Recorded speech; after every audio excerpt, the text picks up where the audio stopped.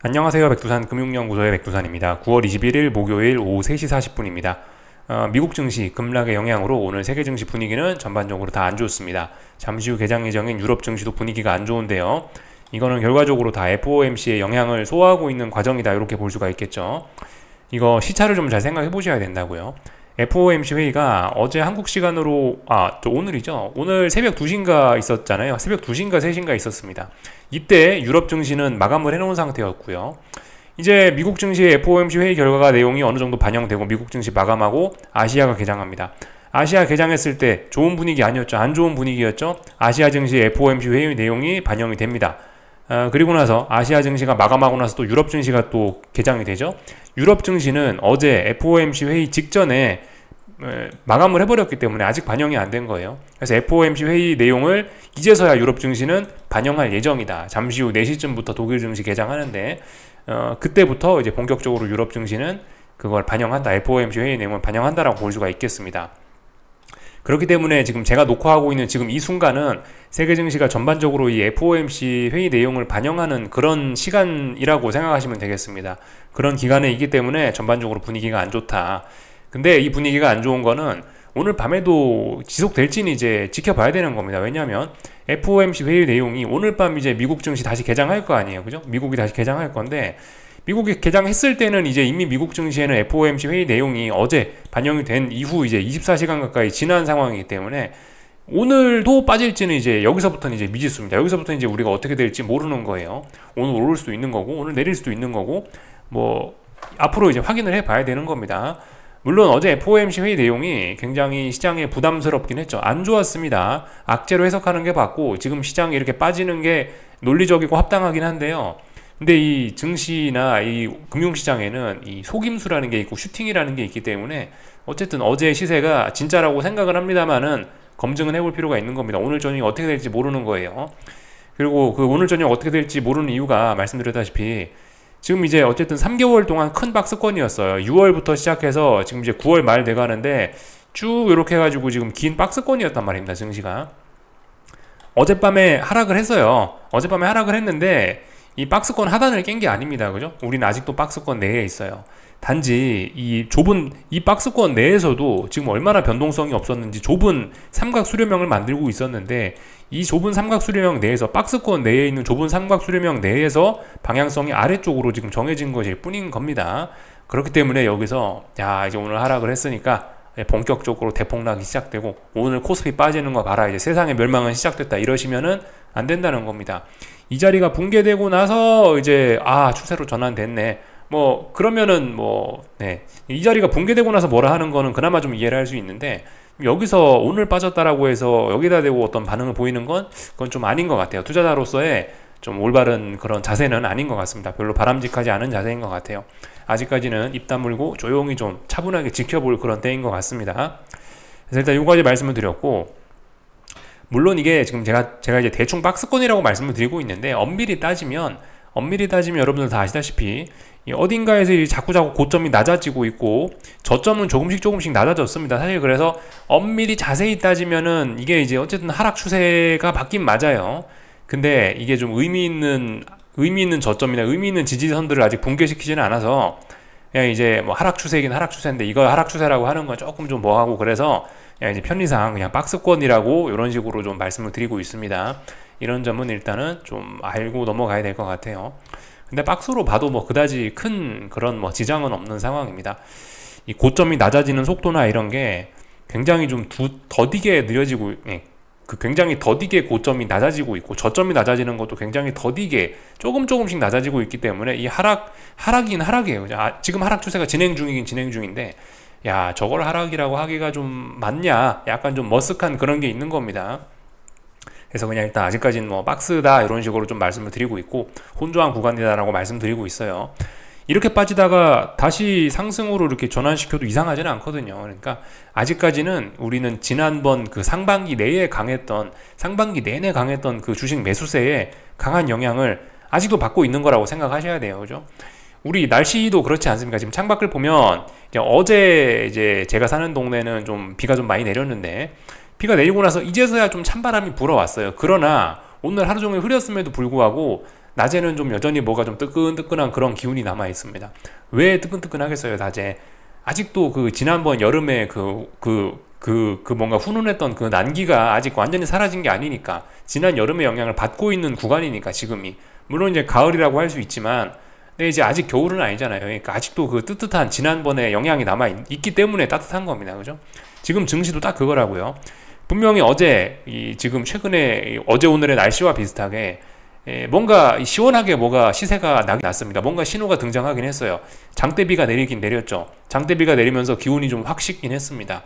그렇지만 이게 기온이 한번 식었다라고 해서 여기서 이제 바로 내일 서리가 내리고 여기서 폭설이 내리는 건 아니란 말입니다. 분명히 그건 아니죠. 그런 식으로 좀 생각을 해보셔야 되겠어요. 그래서 아직까지도 이게 그죠? 지난번에 영향을 받고 있는 겁니다. 그렇기 때문에 우리는 추세가 무섭다라는 이야기를 항상 그런 표현을 쓰는 거고요. 나스다크죠. 상반기 내내 올랐다고요. 6개월 올랐어요. 6개월이 아니고 거의 7개월을 올랐습니다. 7개월 오른 거에 대한 영향이 쉽게 끝날 리가 없다고요. 아직도 우리는 그 영향에서 벗어나지 못하고 있다.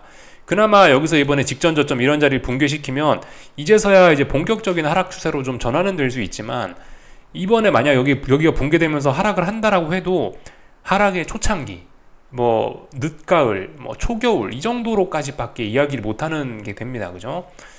막 하락이 한참 진행 중인 막 이런 순간이 아니란 말이에요. 지금 우리는 아직도 한참 요 위에 있다는 겁니다. 그거를 좀 잊지 말아야겠다. 그렇기 때문에 지금 상황에서 물론 방향 전환의 가능성이 높아진 건 맞습니다. 그죠? 말씀드렸다시피 이렇게 강력한 매수세에도 불구하고 지금 고점을 높이지 못하고 있고 종목들이 힘이 안 좋습니다. 그런 걸 생각을 해보면은 추세가 전환될 가능성을 높게 보는 것이 합리적인 것이라고 생각은 합니다만은 아직은 전환된 게 아니죠. 그죠? 아직은 잘 버티고 있다. 그렇기 때문에 김치국 먹으면 안 되겠습니다. 언제든 여기서 튀어 올라갈 수 있어요. 조심해야 됩니다. 물론 뭐 튀어 올라가도 큰 그림으로 이거 월봉인데요. 사실 월봉까지 안 봐도 되죠. 그죠? 일봉에서 봐도 보이죠? 일봉에서 봐도 여기 나스닥 전고점 이런 자리들 역사적인 고점이 바로 코앞에 있기 때문에 솔직히 여기서 좀 더 오른다고 해도 좀 상승이 좀 제한적일 수 있다는 생각이 들긴 하는데요. 어쨌든 간 지금 자리는 그 경거망동에서는 안 되는 자리다. 비록 어제 좀 뭔가 어떤 신호가 등장하긴 했지만은 여전히 차분하게 좀 관망을 해야 되는, 여전히 그 관망까지는 아니죠. 뭔가 이제 대응을 할 만한 그런 근거가 등장하긴 한 건데, 하여튼 차분함을 유지해야 된다 이겁니다. 아직도 방향성은 어떻게 될지 모르는 거예요. 이렇게 좀 말씀을 드리면 될 것 같고요. 오늘 아침에 FOMC 회의 내용에서 좀 언급해서 좀 까먹은 게 있더라고요. FOMC 회의 내용 중에 이게 좀 중요한 내용이 있었는데 요거 좀 하나 보고 넘어가겠습니다. 파월이 연착륙이 기본 기대치가 아니라고 이렇게 이야기를 했다라고 합니다. 제가 어젯밤에 좀 빨리 자서 사실 저는 자세한 걸 잘 모르겠긴 한데, 어떤 사람들은 그런 이야기를 하더라고요. 연착륙이 기본 기대치가 아니다라고 언급한 순간부터 증시가 본격적으로 빠지기 시작했다라고 하기도 하더라고요. 사실 그죠, 한동안 경제에 대한 자신감, 미국 경제에 대한 자신감, 연착륙은 가능해, 그것 때문에 사실 상반기 내내 미국 증시가 강했고 세계 증시가 강했던 것도 있습니다. 그게 이제 지금 정면으로 파월 의장이 그걸 이제 지금 부정하는 거기 때문에 이거는 사실 상당히 좀 큰 충격일 수 있죠. 물론 매파적인 거, higher for longer, 고금리가 지속된다라는 것도 큰 충격이지만은 연착륙에 대한 이런 관점도, 이런 것도 좀 큰 충격으로 다가왔을 수 있습니다. 이거를 강조하는 사람들은 일단 잘 없습니다만은 이게 좀 제 생각엔 이것도 좀 중요하게 우리가 봐야 될 포인트인 것 같아요. 그래서 일단 여기까지 좀 살펴봤고요. 오늘 아침에 제가 보여드린다라고 하는 데이터 그거 좀 다시 찾아왔는데요. 그 연착륙에 관한 그 언급이 많아지고 나서 그 이후에 경기 침체가 오는 거라고 말씀을 드렸죠. 그러니까 그런 경향성이 높다라는 말씀을 드렸는데 그거 데이터예요. 이게 지금 조금 흐려 잘 안 보이실 수도 있는데, 근데 뭐냐면은 그 소프트 랜딩에 대한 기대감이나 이런 것들이 경기 침체 직전에 나타난다라는 걸 보여주는 데이터인데, 소프트 랜딩이라는 언급이 이렇게 많이 늘어날수록 그 뒤에 시장 분위기가 안 좋아졌다, 이런 거를 보여주는 겁니다. 지금도 잠잠하던 소프트 랜딩에 관련된 이런 언급이 엄청나게 많이 늘어난 걸 볼 수 있고, 예전에 이런 값들만큼 지금 굉장히 많이 높아진 상황입니다. 그래서 물론 아직까지 미국 경제는 좋습니다. 그죠? 미국 경제가 좋은 거 인정해야 될 부분이에요. 분명히 지금 현재는 좋은 겁니다. 미국 경제는 좋아요. 어떤 측면에서? 성장률이 높고요. 고용시장 튼튼하고, 그로 인해서 인플레 높고, 이런 것 전부 다 경제가 좋다라는 신호인 거고요. 경제가 지금 좋긴 좋은 겁니다. 다만 이제 문제는 앞으로의 전망이 좀 어두울 수 있다는 걸 생각해 봐야 되겠죠. 어떤 점에서 연착륙이 기본 시나리오가 아닐 수 있다라고, 그 연착륙이 기본 시나리오가 아니라고 파월 의장이 이야기했던 것처럼 신용 문제, 이게 좀 불거질 가능성이 있기 때문에 이거 잘 봐야 됩니다. 미국 경제는 지금 좋지만 이 신용 문제 때문에 미국이 큰일 날 수도 있다라는 거 생각 정도는 해볼 필요 있을 것 같습니다. 3월 달에 은행들이 무대기로 망했던 게 그 첫 번째 신호인 거죠. 그죠? 예.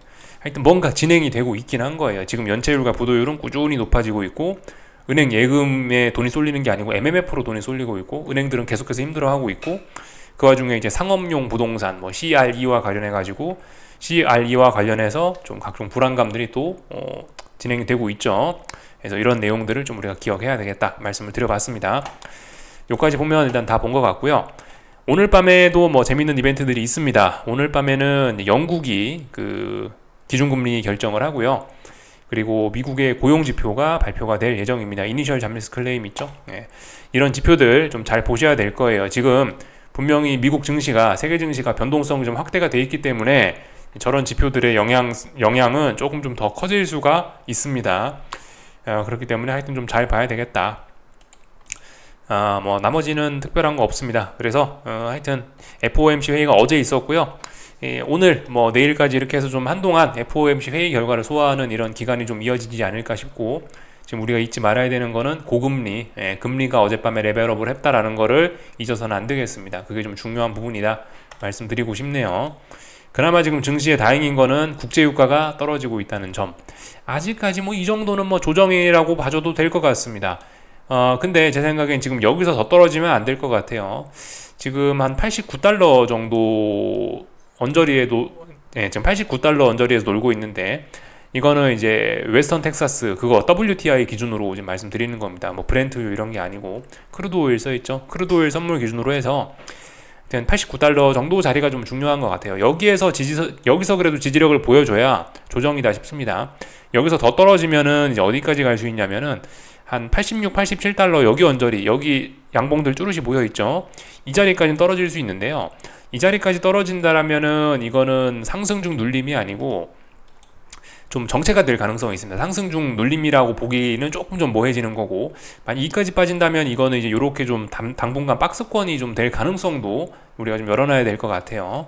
그래서 일단은 89달러 부근이 제 생각엔 그냥 건전하게 계속 유가가 상승을 할 거면 89달러, 지금 여기 언저리에서 이제 그만 상승을 해주는 게 제 생각엔 적합할 것 같다라는 생각이 듭니다. 이게 제일 깔끔한 그림일 것 같아요.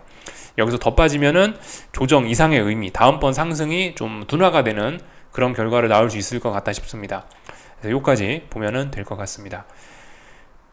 그래서 오늘 이제 아시아 증시라든가 조금 전에 이제 조금 후에 개장할 유럽 증시 이런 것들 좀 살펴보도록 하겠습니다.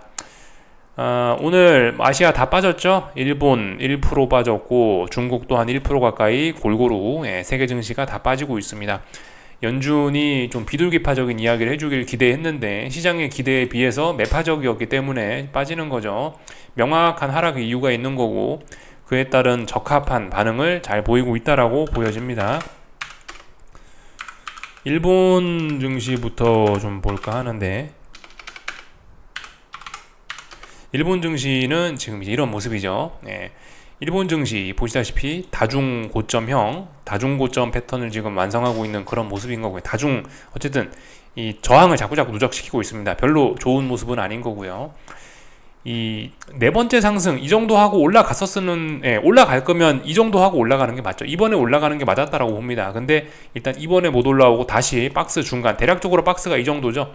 대략적으로 박스가 이 정도인데 이 박스 중간 자리까지 내려왔다라는 건 일단 별로 좋지는 않은 신호라고 보여집니다. 상방이 앞으로 좀 많이 제한될 수 있을 것 같긴 합니다. 5번째잖아요. 보통 한 3번, 4번이면 괜찮다고요. 3번, 4번까지면 그럭저럭 오케이 할 수 있는데 5번째 도전이기 때문에 이건 좀 아닌 것 같습니다. 더 이상 상승의 의지는 좀 일단 없어 보입니다. 물론 아직 직전 저점을 붕괴시키지 않았기 때문에 또 아직까지는 좀 그래도 강하게 버틸 수는 있지만, 하여튼 5번째죠. 하나, 둘, 셋, 넷, 5번째라는 게 중요한 것 같습니다. 잠시 10년물 국채금리를 좀 한번 볼까 하는데요. 10년물 국채금리가 2년물을 봐야 되겠구나. 2년물 금리 같은 경우 보시면은 이제 이 자리에 대한 테스트를 결과적으로 한 거거든요. 조금 전에 일본 증시 기술적인 모양하고 비슷해서 지금 이거 보여드리는 거예요. 한 번, 두 번, 세 번, 네 번째입니다. 네 번째 터치했으면은 이거는 올라가겠다라는 의미인 거고, 반드시 이건 네 번째 테스트에서는 갈 거면 가야 돼요. 네 번째에서는요. 뭐 반드시라는 표현이 뭐 증시에서는 좀 아닐 수도 있긴 합니다만, 어쨌든 제 경험상은 그래요. 네 번째 터치한다라는 이야기는 더 가겠다라는 이야기입니다. 그래서 금리는 네 번째 터치하고 레벨업을 성공적으로 이루어낸 케이스인 거고요. 조금 전에 보셨던 일본 증시는 어떻습니까? 뭐 물론 똑같지는 않지만 여러 가지 면의 차이는 많이 납니다만은, 대략적으로 이 정고점이라는 자리 저항 테스트라는 거를 놓고 봤을 때 한 번, 두 번, 세 번, 네 번, 다섯 번이죠. 네 번째 하고 여기서 빠졌으면 안 됐거나, 아니면 이번에 반드시 올라갔었어야 되는데, 상승할 거였으면 반드시 이번에 올랐어야 되는데 이번에 재차 이렇게 밀리고 있다. 일단 굉장히 안 좋은 신호라고 일단 우리가 받아들일 필요가 있을 것 같습니다. 그래서 여기까지 간단하게 봤고요. 엔화는 드디어 레벨업 했죠. 지금까지 사실상 이 자리, 사실상 직전 고점을 돌파한 척 해놓은 상황이었는데, 명확히 도장을 찍는 그런 이벤트가 필요했는데, FOMC 회의가 명확히 레벨업을 주장하는 그런 이벤트가 딱 되면서 이렇게 레벨업 했다라고 이렇게 우리에게 어떤 신호를 보여주고 있습니다. 근데 레벨업을 해도 위쪽에 좀 저항이 많은 상황이긴 합니다. 지금 이제 엔화의 상승은 좀 이제 둔화될 수밖에 없는 그런 구간이긴 한데요. 왜냐하면 지금 종가, 오늘 종가가 지금 어디 있냐면은 여기에 있단 말이죠. 오늘 종가가 지금 보시면 이 자리가 2022년 가을에서 겨울 넘어갈 그때쯤 만들어 놓은 고점대란 말입니다. 그러니까 지금 여기에 걸려 있는 거예요. 여기가 굉장히 무거운 저항이겠죠. 그러니까 지금 여기에 대한 테스트가 걸려 있기 때문에 지금 엔화의 상승은, 엔화 약세는 조금 둔화될 수는 있는 그런 시점이나, 일단 계속 얘도 올라가겠다라는 그런 의지가 보이고 있는 거는 맞습니다. 지금 무거운 저항을 앞두고 있으니까 지금 보시면 여기서 굉장히 오랜 기간 동안 천천히 매물 소화하면서 잘 상승하고 있잖아요. 급등하는 게 아니고, 변동성을 확대시키는 게 아니고 변동성을 죽이면서 차분하게 이렇게 매물 소화해 가면서 잘 올라가는 모습, 더 올라가겠다는 의지가 일단은 좀 보이는 그런 모습입니다. 여기까지 봤고요. 중국 증시 좀 잠시 보자면은 방향성이 아래로 정해졌습니다. 그래서 이렇게 삼각 수렴형이었는데요, 아슬아슬하더니 방향성 아래쪽으로 정해졌고, 여기서 이 직전 저점 깨고 아래쪽으로 내려온다라는 거는 결과적으로 여기 전저점 테스트하러 가겠다라는 의미인 거고요. 애초에 여기 지금 테스트하러 가겠다라는 의지 자체가 일단 별로 좋지는 않은 겁니다. 이거 붕괴시킬 의지가 좀 있는 거예요. 그럼 여기서 또 이제 생각을 해봐야 되겠죠. 지난번에 이 직전 저점 자리는 중국이 증시 부양책을 내놓으면서 만들어놨던 의미 있는 저점인데, 이 자리를 위협하고 있다라는 것은 지금 이 하락 추세가 더욱더 길어지고, 이 하락 추세가 더욱 가팔라질 수 있다라는 가능성을 좀 우리가 열어놔야 된다라는 거 말씀드리고 싶네요. 그죠? 요런 점 정도까지는 추측할 수가 있겠습니다.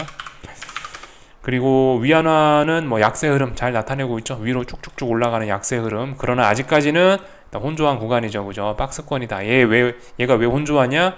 역사적인 고점, 지난번 직전 고점 자리 저항해 왔기 때문에 그런 거죠. 지금 환율들이 일제히 다 여기 중요한 전고점 자리, 여기에서 지금 매물을 테스트하고 있는데 여기서 꿀리는 모습이 없습니다. 다 이렇게 위로 올라가려고 하고 있죠. 달러 인덱스조차도 위로 올라가려고 하는 그런 모습이 등장하고 있죠. 그죠? 여기가 전고점인데 이 전고점 저항을 앞두고 나서 꿀리는 모습이 없잖아요. 계속해서 위로 올라가겠다라고 매수세를 계속해서 보여주고 있기 때문에 하여튼 심상치는 않다 싶습니다. 다 봤고요. 한국 증시 좀 넘어가겠습니다. 유럽 증시는 조금만 이따 보고요. 한국 증시는 이제 오늘 어쨌든 좀 뭐라고 해야 되려나요? 이 순환매를 좀 살짝 기대하긴 했는데, 물론 엄밀한 사전적인 의미의 순환매는 아닙니다. 그죠? 순환매는 시장이 꾸준히 그래도 어느 정도 좀 상승세에서 이렇게 종목 간에 돌려먹기를 하는 게 이게 이제 어떤 엄밀한 의미의 순환매일 수 있죠. 근데 지금은 시장이 좀 공격적으로 좀 빠지면서 그 와중에 시가총액이 줄어드는 와중에 삼성전자와 에코프로와 코스피와 코스닥이 서로 이렇게 돈을 가뜩이나 빠져나가는 돈을 자기네들끼리 주고받으면서 뭐 이렇게 돈을 왔다 갔다 하는 그런 상황이죠. 그러니까 하여튼 좀 분위기가 일반적인 순환매는 아니고 하여튼 여전히 이런 흐름은 계속되고 있는 겁니다. 그죠? 그래서 보시면은 오늘 에코프로의 반등이 어쨌든 좀 에코프로의 나홀로 반등이 좀 지속이 되고 있는 그런 상황이고요. 그래서 오늘 뭐 삼성전자라든가 반도체는 뭐 조금 좀 서운했던 것 같고, 하여튼 뭐 그런 것 같습니다. 이렇기 때문에 코스닥이 조금 버틸 줄 알았는데 코스닥은 오늘 그냥 또 약한 모습 보여주네요. 사실 오늘 한국 증시는 뭐 이런 순환매 개념은 거의 약했다라고 볼 수가 있겠습니다. 그냥 시원하게 빠졌다라고 보는 게 맞을 것 같습니다. 약하게 이런 게 남아있긴 해요. 약하게 삼성전자 빠지면 에코프로 오르고, 에코프로 오르면 삼성전자 빠지고, 아직도 이런 흐름이 좀 남아는 있는데 이 흐름이 좀 많이 약해지고 있긴 하네요. 그냥 오늘은 코스피 코스닥 힘차게 잘 빠지고 있다, 뭐 이 정도 이야기로 그냥 마무리하면 될 것 같긴 합니다. 근데 저기 김치국 마시면 안 되죠, 그죠? 지금 보시면은 그 말씀드렸다시피 지금 박스권이란 말입니다. 340 오늘 지지력, 오늘 이제 340 붕괴시킨 거에 좀 의미가 있긴 있는데, 오늘 급락했다고, 오늘 코스피와 코스닥이 급락했다고 이게 내일의 폭락을 또 보장하는 게 아니거든요. 이 시세의 연속성은 좀 떨어질 수 있을 것 같긴 합니다. 말씀드렸다시피 지금 박스권이죠. 박스권인데 이런 급락을 지지선 붕괴시키면서, 전저점 붕괴시키면서 박스권이 붕괴가 돼야 시세의 연속성도 생기고 그런 건데, 지금 답답한 박스권 내에서 이런 장대 음봉이 나왔다, 솔직히 별로 하락으로서의 재미없을 수도 있습니다. 그래서 일단 어떻게 될지 모르는 구간이에요. 김치국 먹으면 절대 안 됩니다. 더군다나 외국인이 1조 4천억 팔았잖아요, 지금 선물을. 1조 2천억이네요. 이것도 사실 지금 굉장히 많은 겁니다. 지금 이게 선물 옵션 동시만기의 영향이 아직까지 좀 남아가지고 지금 외국인의 선물 대량 매수 매도가 굉장히 눈에 띄긴 하는데, 어쨌든 그 역사적으로 한번 쭉 차트 돌려가면서 한번 찾아보세요. 외국인이 선물 대량으로 매수했을 때 정작 시장이 하락했습니다. 그죠? 외국인이 2거래일 동안 2조 5천억 샀잖아요, 선물을. 9월 14일 15일 날. 그러고 나서 선물 346.9였던 게 선물 334까지 빠졌다고요. 지금 외국인이 선물 막 1조, 지금 거의 3, 4거래일 동안 한 3조 원, 4조 원 가까이, 4조 원 넘게 팔고 있거든요. 이러면 또 연속적인 지수 하락을 보장하지 못할 수도 있습니다. 말씀드렸다시피 아직 박스권이라고요. 그죠? 지금 너무 좀 혼조한 구간 안에 그냥 너무 지나치게 투기적으로만 움직이는 것 같습니다. 어떤 시세의 연속성을 이야기하기는 좀 부담스러운 그런 자리인 것 같아요. 그래서 김치국 마시지 말자, 다시 한번 좀 강조 말씀드리고요. 코스닥이 오히려 지금 차분하게 사실 잘 빠지고 있는 것 같아요. 코스닥 150 지수인데 보시면은 직전 저점 붕괴시켰죠. 여기 직전 저점 붕괴시키면서 여기 잘 빠지고 있습니다. 이번에 잘 보셔야 되는 거는 코스닥이 지난 9월 13일 날 이 직전 저점 여기를 붕괴시키면서 하락 추세를 하겠다라는 선언을 한 거고요. 이 자리 붕괴시키고 나서 이제 그래, 단기 낙폭 과대니까 좀 쉬었다 가자 라고 생각을 해서 이제 반등을 기다렸는데, 반등이라고 나온 게 지금 꼴랑 여기 요만큼 반등 나왔습니다. 그러니까 사실상 반등이 없었다라고 보시면 돼요. 그만큼 매도세가 강했고, 매도세가 강하다는 이야기보다는 매수세가 갑자기 실종이 됐다라고 보는 게 좀 좋을 것 같습니다. 매도세는 뭐 그렇게 급락폭락하는 건 아니기 때문에 매도세가 강하다는 이야기보다는 반등을 안 하기 때문에 매수세가 없어졌다라고 표현하는 게 맞을 것 같아요. 반등이 없음을 확인하면서 매수세가 없음을 확인했고, 그렇다면 어떻게 되겠어요? 직전 저점 붕괴시켰으니까 하락의 기울기가 좀 많이 커질 수 있겠죠. 오히려 연속적인 하락에 대한 기대는 지금 상황에서 사실 코스닥이 연속적으로 좀 빠질 수 있겠다라고 보는 게 조금 더 합리적일 것 같긴 합니다. 물론 이제 충격은 코스피가 빠진 게 더 여러분들의 충격이 더 크실 수 있겠지만은, 코스닥은 어차피 원래 1, 2%씩 움직이던 시장이라 오늘 2.4% 빠졌지만 별로 많이 빠진 것 같진 않아 보입니다만은, 충격은 코스피가 빠진 게 더 크게 느껴질 수 있습니다만은, 근데 지금 건강 상황은 어쨌든 박스권인 코스피, 그리고 하락이 진행되고 있는 코스닥이 훨씬 안 좋아졌죠. 코스닥이 좀 더 위험해진 재밌는 상황이 됐습니다. 다시 일반적인 한국 증시의 모습으로 돌아갔다라고도 볼 수 있을 것 같긴 해요. 그죠? 코스피, 코스닥 언제나 이런 관계 같지 않습니까? 코스닥이 강할 때는 코스피보다 더 훨씬 강한 경우가 많고, 한번 방향이 약하게 마음먹으면은 코스닥이 코스피보다 훨씬 약해지는 경우가 많죠. 코스피는 좀 느긋하게 오르고 조금 느긋하게 빠지고 이러는데, 코스닥은 방향 정해서 마음 먹으면은 위로 올라갈 때 정신없이 올라가고 떨어질 때 정신없이 떨어지죠. 다시 평상시의 모습으로 간지 모르겠어요. 다시 평상시에 약했던, 기초 체력 없었던 그런 약했던 코스닥의 평상시 모습으로 돌아가는 것일지도 모르겠다라는 생각이 듭니다. 하여튼 물론 물론 아래쪽에 지지력들이 있긴 있는데 지금 단기적인 흐름이 좀 굉장히 안 좋아진 거는 분명합니다. 예, 요까지 보면 될 것 같고요. 환율은 오늘 뭐 올랐네요, 그죠? 예, 자연스러운 현상입니다. 예, 올라야 될 만한 이유가 있고, 중요한 자리 돌파한 척했고 30원, 1330원 돌파한 척했고 35원도 돌파한 척해서 레벨 두 군데를 지금 일단 업을 한 상황인데, 레벨 두 개를 한 번에 돌파한 척한 상황인데, 이 말씀드렸다시피 지금 전고점이란 자리가 1342원 이 정도가 중요한 전고점이기 때문에 이 상승에 좀 둔화가 좀 될 것 같긴 합니다. 이렇게 쉽게 넘어가지는 않을 거라는 생각이 들어요. 중요한 저항 앞두고 있다. 아직까지 박스권이긴 하다, 그죠? 근데 잘 봐야 되는 게 여기 1340원 이 자리 넘어가면, 여기 넘어가면 이제 본격적인 상승 추세고 위쪽엔 저항이 없습니다, 그죠? 신고가 영역이에요. 그래서 지금 증시를 둘러싼 이 여러 가지 것들을 쭉 봤는데, 이 증시를 둘러싼 여러 가지 환경들이 안 좋다. 금리도 안 좋고 달러도 안 좋고 유가도 안 좋은데, 유가는 지금 단기적으로 좀 좋아지려 하고 있고, 유가 떨어지니까 전반적으로 일단 증시를 둘러싼 환경들이 안 좋아지고 있고, 그에 맞춰서 증시의 건강 상태도 조금씩 안 좋아지고 있다, 이런 거를 확인을 했습니다. 조금 전에 유럽 증시 개장했는데, 일단은 유럽 증시는 뭐 보시다시피, 유럽 증시도 보시다시피 뭐 박스권이고요, 아직까지. 그리고 시작부터 개파락으로 한 번에 지금 FOMC 회의에 대한 안 좋았던 점을 지금 반영을 하고 있어서 뭐 추가적인 급락이 나올지 어쩔지 모르겠습니다. 하여튼 미국 증시 개장하면 뭐 뭔가 방향이 나오겠죠. 미국 증시 개장하면 뭐 따라서 올라가거나 뭐 따라서 내려가거나 할 겁니다. 하여튼 아직까지는 답답한 구간이다, 여기까지 볼 수 있을 거고요. 애플 좀 잘 보셔야 되겠습니다. 이제 미국 증시 이야기 조금만 하고 마칠 건데, 애플이 중요해요, 그죠? 애플이 어제 이렇게 하락하던 거에 대한 반등이 끝났음을 일단 한번 보여줬고요. 그렇기 때문에 일단 계속해서 하락하는 게 자연스러운 그림이 됐습니다. 그래서 오늘 다시 한번 이 지지력을 테스트할 것 같긴 한데요, 이 쉽게 붕괴시킬 자리는 아니긴 합니다. 중요한 지지선이죠. 물론 지난번에 한번 터치를 했었기 때문에 다시 내려온다라면 지지력이 좀 더 약해지긴 하겠지만, 쉽게 붕괴시킬 수 있는 자리는 아니라고 생각해요. 그래서 일단 뭐 미국 증시도 어쨌든 뭐 보셨다시피 나스닥 지수 자체도 아직까지 큰 박스권이란 말이에요. 결과적으로 요렇게 박스권이란 말이죠. 요렇게 박스권이니까 사실 좀 일단 어쨌든 좀 지금 흐름은 일단 제한적으로 보는 게 좋지 않겠나 싶어요. 네. 지금 뭐 어제 빠졌기 때문에 오늘도 이제 대박을 기대하시고 뭐 하락을 그렇게 생각하시는 것보다는 일단 애플만 봐도 좀 제한적이다. 만약에 이제 내가 하방 베팅을 막 추격하고 막 세게 하고 싶다 하시는 분들은 이거를 기다리시는 게 좋지 않을까 싶어요. 애플이 직전 저점 여기 붕괴시키는 순간, 이 순간은 분명히 변동성이 터질 수 있습니다. 이 순간은 시장이 급락할 수 있기 때문에 이거 잘 보시는 게 좋을 것 같아요. 근데 급락할 것 같긴 합니다. 그러니까 이거 결과적으로 붕괴시키면서 아래로 갈 것 같긴 한데, 왜냐하면 고점들이 낮아지고 있고 반등이 얼마 안 나오고 있기 때문에 붕괴될 것 같아 보이긴 하는데, 붕괴된 건 아니죠. 그렇기 때문에 아직은 확정된 건 아니고 잘 지켜봐야 되는 거고, 하여튼 위험해 보인다, 여기까지 말씀드리면 될 것 같아요. 나머지는 뭐 특별한 거 없죠. 그죠? 유럽 증시 조금 전에 봤고, 뭐 나머지는 다 본 것 같습니다. 그래서 뭐 여기까지 하겠습니다. 궁금한 거 리플 남겨주시고요. 내일 아침에 뵙도록 하겠습니다. 여기서 마치겠습니다.